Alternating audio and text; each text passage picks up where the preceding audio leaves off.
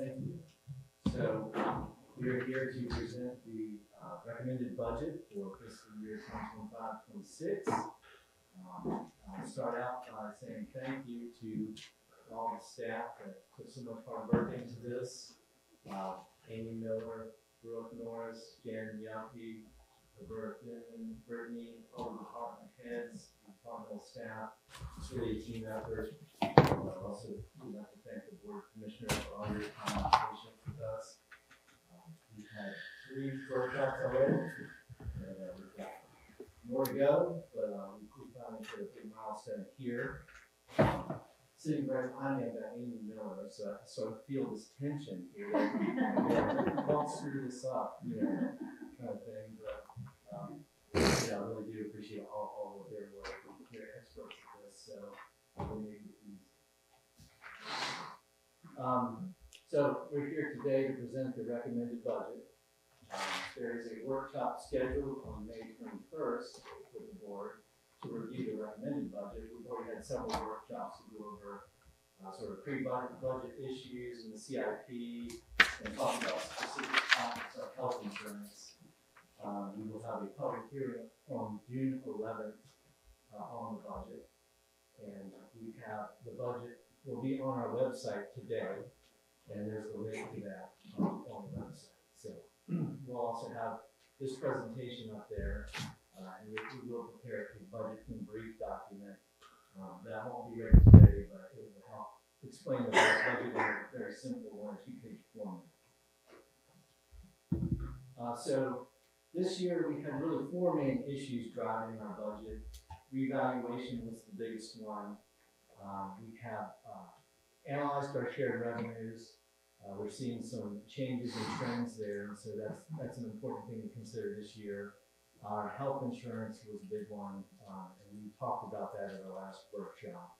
And then finally, just general inflation, which is affecting everyone. So I'll start with revaluation. As everybody knows, the county conducted a revaluation this year. Property values, as expected, went up significantly. We calculated in Nags to be about 59% increase in value. So our total property value in Nags is now over $5 billion, which is pretty astonishing. Our current tax rate for the town is 33 cents per $100 of assessed value. As part of the reval process, we are required to calculate a revenue neutral tax rate, which would be the rate that would generate the same amount of money for the town prior to the revaluation. So we've calculated this to be 20.84 cents per $100 of assessed value. And what we are going to recommend in this budget is 22 cents per $100 of assessed value, which is slightly higher than the revenue neutral rate. To go over this in a little bit more detail, I know this is a little bit harder to see.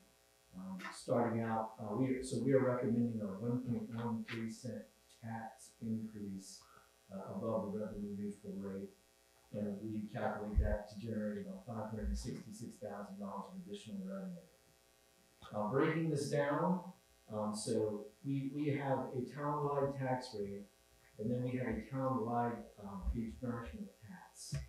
And so you add those two together and you get the total tax rate for the town. Currently, town-wide is 30.5 cents, and then beach nourishment is 2.5 cents, coming to 30%, as I mentioned before. Revenue neutral for the town-wide was 19.29, and for beach nourishment it was 1.58, coming to the 20.87 cents.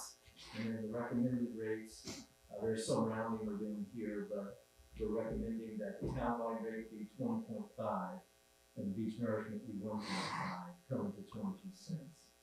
And so then with the new values, the value of 1 penny is about $500,000. And prior to this reval, the value of a penny was about $315,000. Getting down into our municipal service district for beach nourishment, municipal service districts 1 and 2, those are the ones we've had in place for the longest amount of time since we started doing nourishment, and they cover the beach front from Bond Street all the way to the southern town line. From for several years, many years, we've been charging 14.3 cents for those properties, and the revenue neutral rate sort of averages out to be about 9.05 cents for those properties. It actually is different between 1 and 2. I was just listing the average. The budget actually has what it is for 1 and 2 individually, and that is on the screen. We are recommending rounding that to 9 cents per $100 of assessed value. When you calculate the other MSDs 3 and 4, those are the new ones we created that essentially sort of mirror north to south, 1 and 2. So MSD 3 covers the same north-south geographic extent as 1, but it goes all the way back to US 158, but includes the oceanfront as well. We had prior a rate of 0.5 cent for that area, and that was mainly to fund the beach nourishment master plan studies that we've been doing. The revenue neutral rate for that is 0.32 cents, and we were recommending just keeping that at 0.5 cents. For the area west of 1243 in South Nags Head, the revenue neutral rate for that was 0.6 cents. It was currently 1 cent, and we are recommending keeping that at 1 cent. Since those are such sort of immaterial, I wouldn't say immaterial, but much less significant values, which recommending keeping those as they are. We had an MSD 6, which included the area north of Bonnet Street all the way to the northern town line. And when we did the master plan for beach nourishment, we weren't sure if we would have to eventually nourish that area. So we studied that, and that tax rate was implemented to fund the study. The study's been now completed, and they've determined that we are not planning to nourish that area. So we're recommending removing that tax altogether. So, as I mentioned, shared revenues.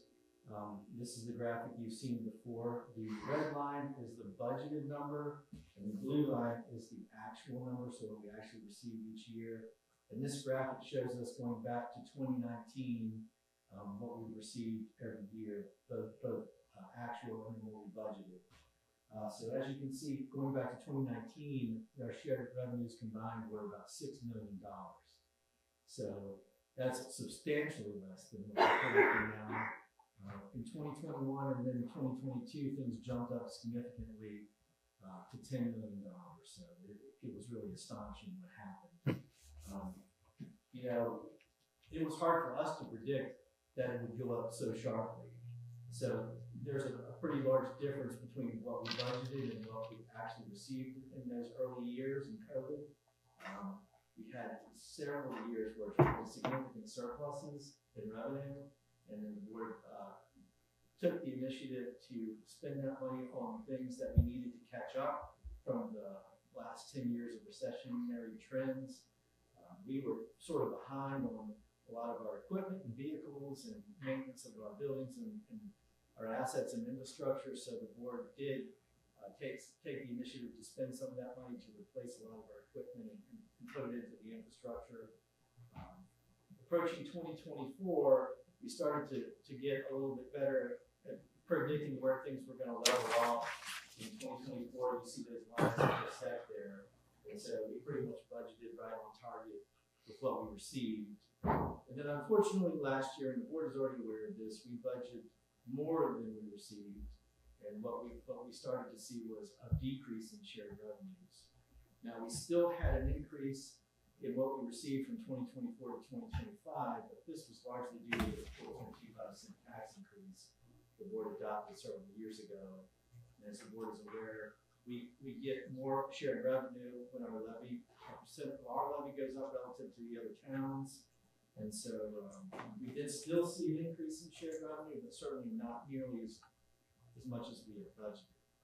And so we come up with a solution to resolve that.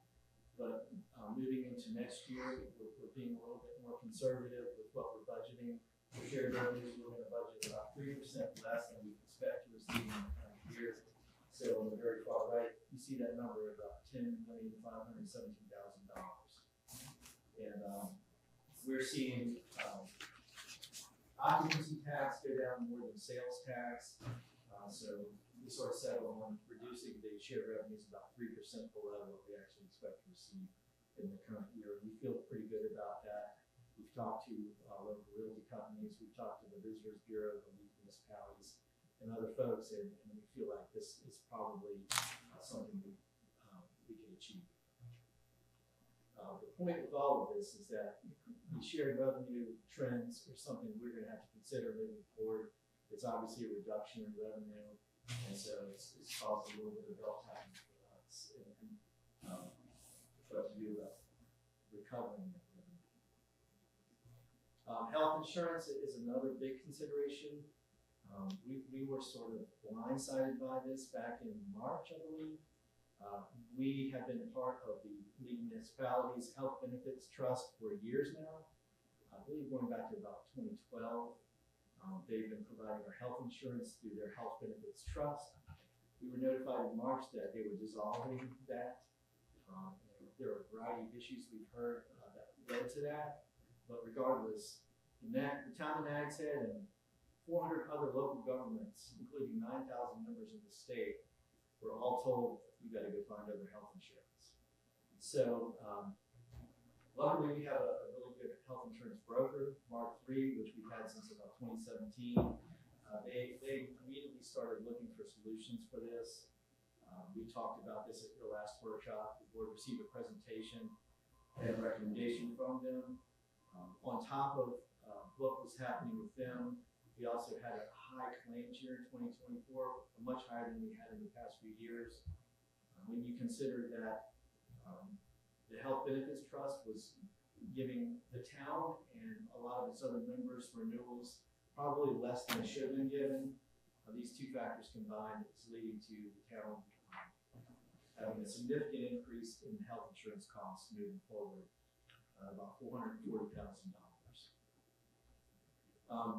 So the recommendation here is that we're going to join a new pool, which is similar to a self-funded pool, but we'll begin it with other local governments. The good part about this is we'll actually we'll be a voting member of the board on this pool, so we'll have a say in these renewals to make sure that the pool remains solid. And the administrator for our insurance would now be Blue Cross Blue Shield. So it's a large consideration for the current budget. And then the last thing I'll say about the need for revenue is the inflation we've seen in 2021, 2022. We started discussing a new public services facility and how we were going to fund that. We developed a capital investment fund, and that was the work of Amy Miller. And basically, there was a new fund we were going to use to budget all of our major capital expenses, infrastructure projects, anything that we see in our CIP. And we tried to estimate what our future expenses would be over about a 5-year period. And then we tried to determine the correct number to budget into the CIP each year to fund those expenses. A lot of those assumptions are sort of out the window, given the inflation we've seen. And on the screen, as you can see, in 2020, a sanitation truck was about $265. Now it's $400,000. We're seeing urban construction anywhere from 400 to 500 square foot, depending on the project. And at the bottom there, you can see when we built the Bond Street bathhouse in 2016, we paid about $448,000 for that project. We just recently completed the Epstein bathhouse, which was a very similar design to Bond Street, and that project was $860,000. So that just shows you the level of inflation, and it's not really something that I feel like we should have been able to anticipate when we did that original CIF. So just going over our budget highlights for the coming year, our general fund budget is about $31 million. It's a $9 million decrease from FY25, and a lot of this has to do with less grant money and transfers from the CIF to the general fund. We have several large grants that are currently underway or projects that are getting underway. 2 large stormwater projects where we received about little over $5 million in grants for, and then Esperance Shoreline projects that the board is familiar with.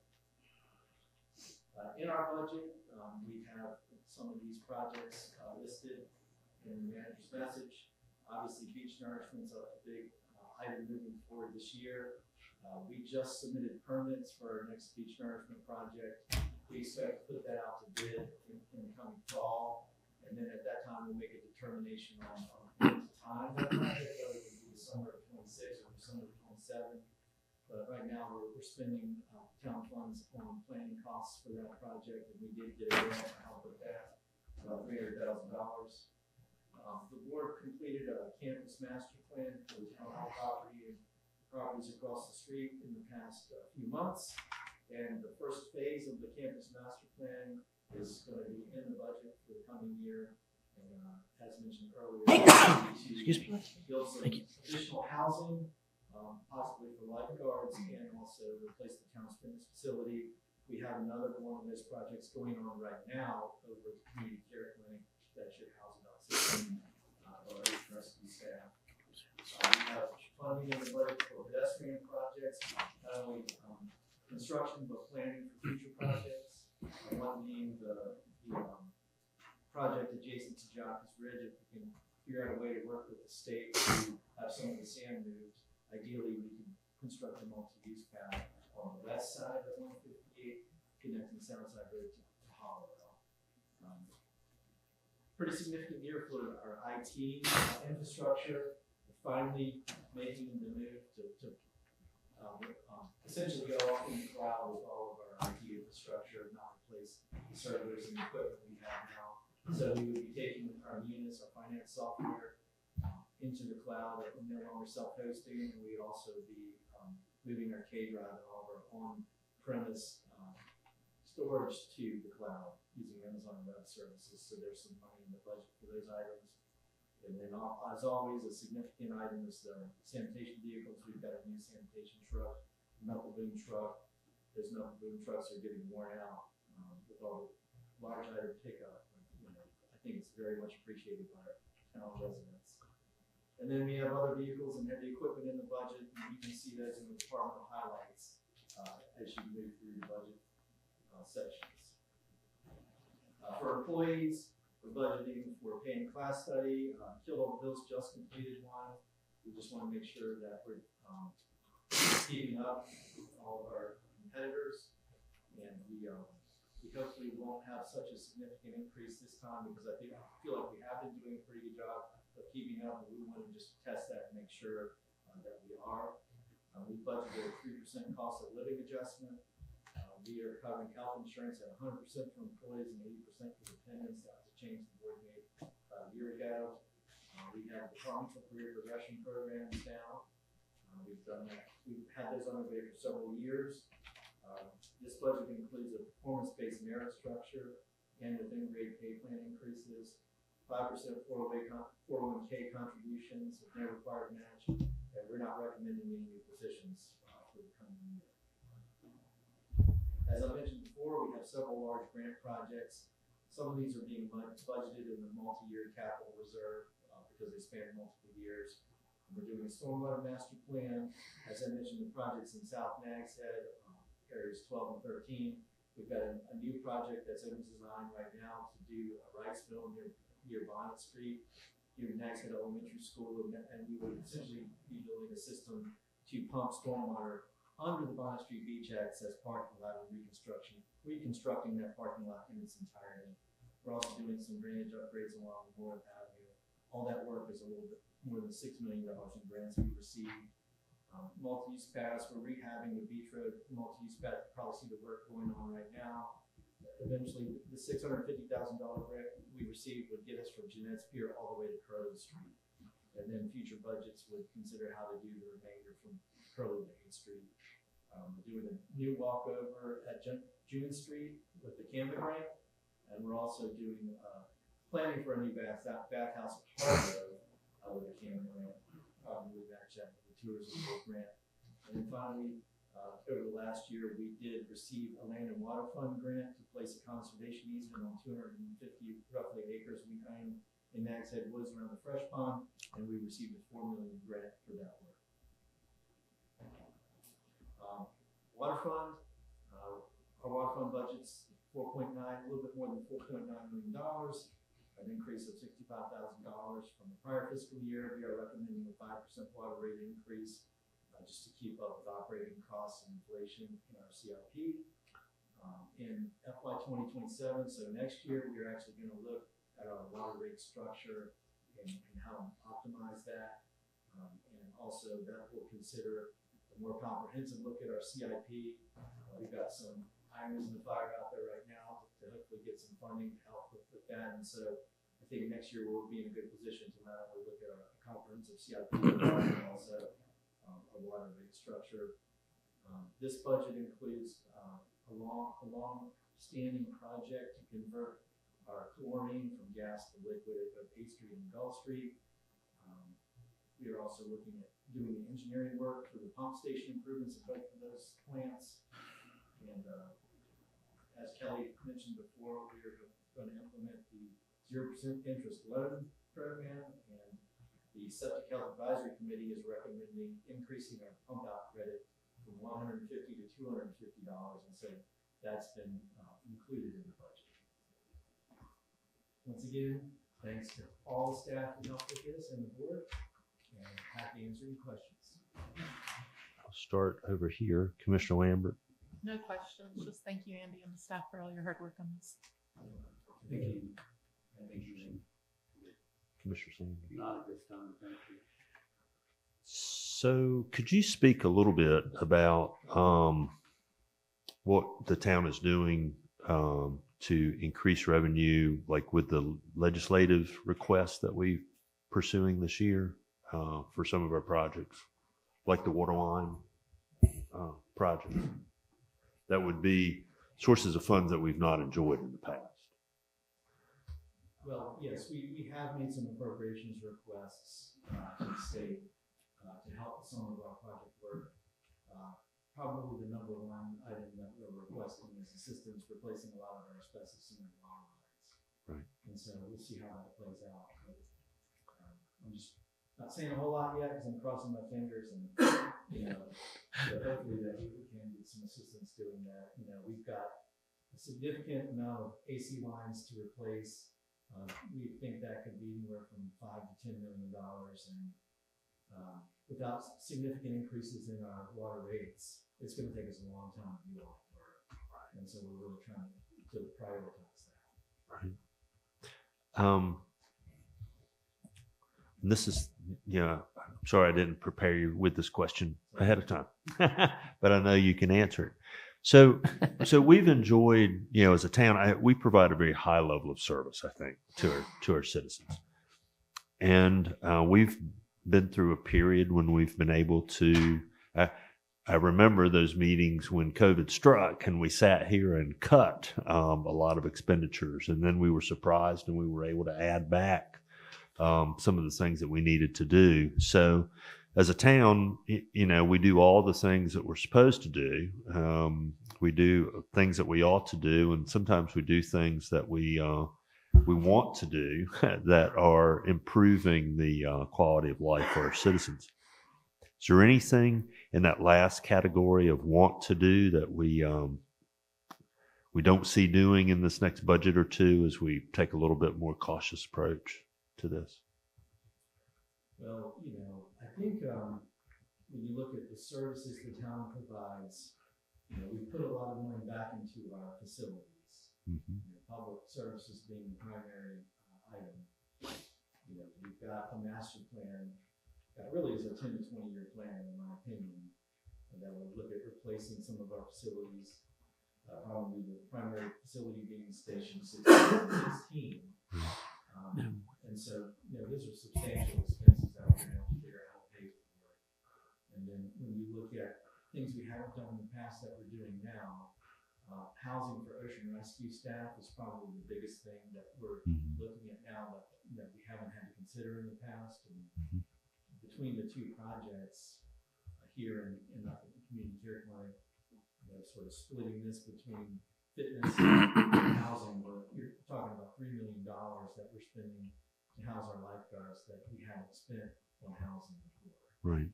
And so whether or not there's a continuing trend to do more in the way of housing is a question mark. And it's probably something we'll want to take up in our strategic plan, in the coming year. What does the future look like for that? And we are asking the state for legislative assistance to expand our authority, not only for the town, but throughout Dare County to provide housing, for employees. So I would say that would be the number one thing. When you look at major expenses, the town started nourishing the beaches in 2011, I believe. Since the town's inception, we hadn't had to worry about them. Those are huge expenses. And then we also spend a lot of money on drainage infrastructure now. A lot of that is as a result of development, but also changing environmental conditions. And then estuarine shoreline planning and potentially construction of these projects are things we haven't done in the past. And so I feel like we've gotten into the realm of beyond basic services and but needs and wants, and a lot of those things we're pursuing grant funding for. The town would really have to prioritize those things to do it with just purely town funds. So I think leveraging the grants has really helped us move into areas that we wouldn't normally move into. Yep. Okay, very good. Thank you, Andy. Appreciate that. Thank you to all the staff. I echo that as well.